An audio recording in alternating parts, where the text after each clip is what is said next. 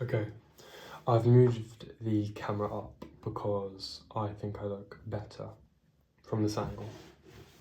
So, today I will be discussing why life not lived optimally is optimal. Or in other words, an optimal life is one that isn't lived optimally.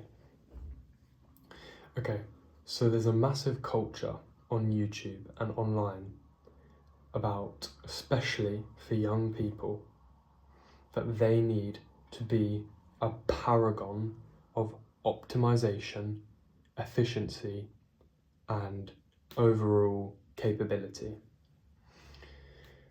For example, it only takes you a few hours of scrolling on Instagram to find reels of people flaunting their wealth, which in some cases they didn't even generate, they were born into. They could have got lucky somehow. And the caption could say something like, "They said I couldn't do it, but I did." And in this situation, what they mean is they've created a business which has financially freed them geographically and figuratively. This means they have time freedom and location freedom. And it's a goal I want to reach, and a lot of other young people want to reach. However, these goals are completely unrealistic. If you think about it, if an 18-year-old is comparing themselves to another person on Instagram who may not be even 18, who may not have even generated the wealth himself, and the caption says, "I've made it at 18, what's that 18-year-old supposed to think? It's unrealistic.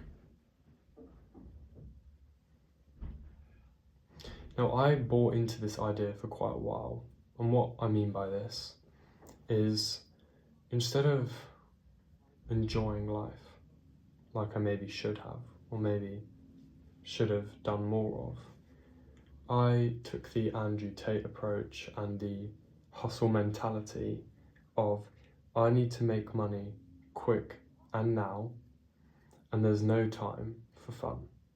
You've got to get in the gym, you've got to build that body, you've got to build the garden for your future wife.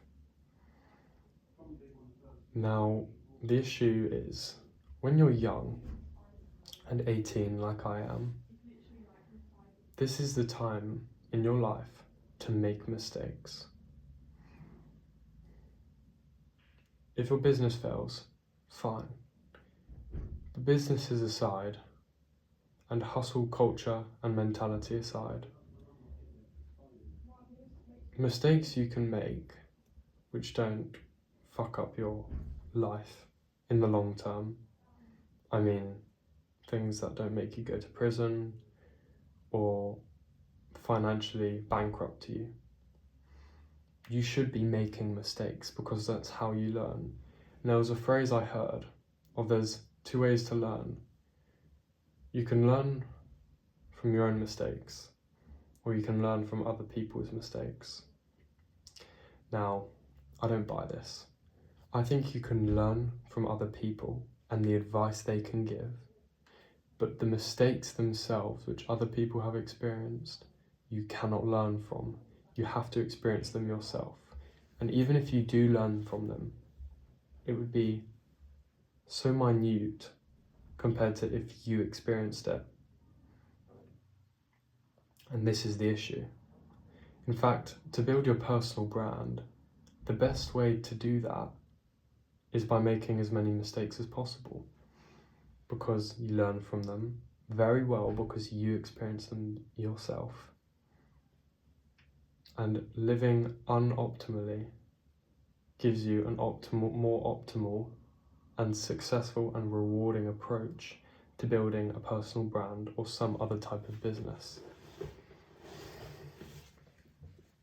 It's well known that the best businesses in the world are things called tail events. Now, what do I mean by this?